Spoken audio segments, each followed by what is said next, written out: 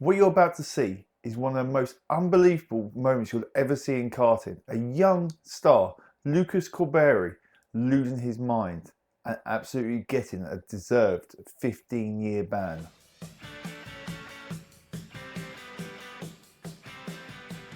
In October 2020, the KZ World Championships came under scrutiny for one of the most controversial moments in karting history. A violent outburst, a dangerous object thrown, and a 15-year race ban. This is the shocking moment of Luca Corberi and the moment which stunned motorsport world. Now, let me just point out, I'm not Italian, as you can tell, so I will most likely butcher some names here, so I'll give it my best. Luca Corberi was born in Brescia in 1997.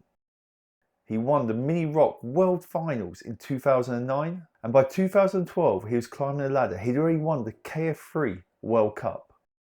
His family also owned one of the most famous kart tracks in the world, South Garda, giving him access to world-class facilities from a young age. This was a driver who was prepared.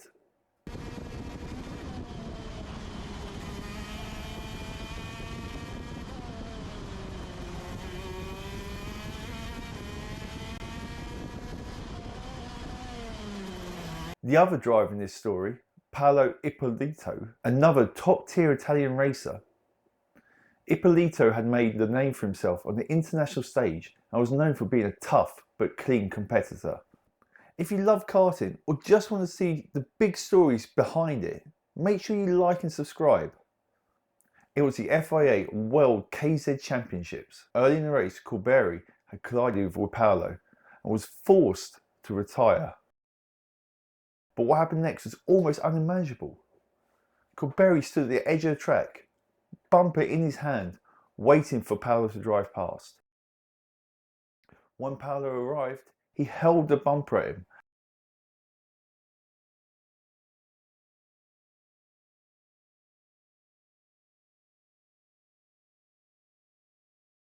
This, remember, is a KZ capable of over 100 miles an hour. To understand the gravity of this, you have to really understand how fast KZ karts are. They're 125 engines, 2-stroke, 6-speed, capable of over 100 miles an hour on a short circuit. These karts go 0 to 60 in less than 3 seconds. They have front wheel braking and rear axle braking. This is the pinnacle of karting in the world.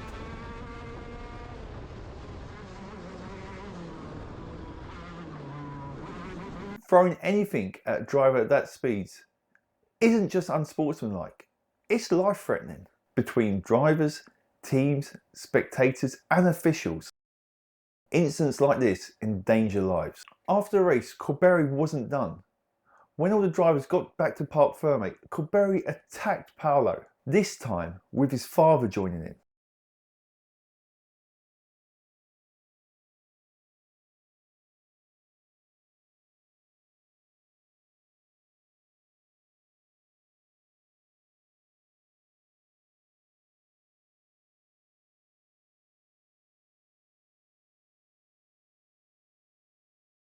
The footage went viral almost immediately. Formula 1, IndyCar, WEC drivers all called in for a lifetime ban. Jenson Button, one of the most vocal.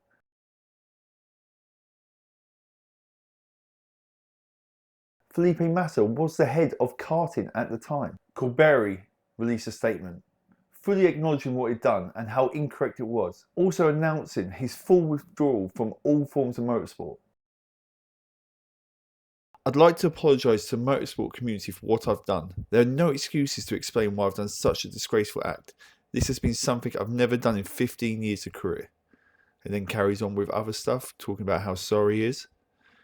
And then we get down to the more important parts, like my family has been in karting since 1985. We've seen it grow. We've seen the best and the worst part of it. This episode will be remembered as one of the worst in our sport, and that's something I'll never forget. I'm not asking for any indulgence because I don't deserve it. I will totally agree with the punishments required. I'm writing today to say sorry, even if that's not enough.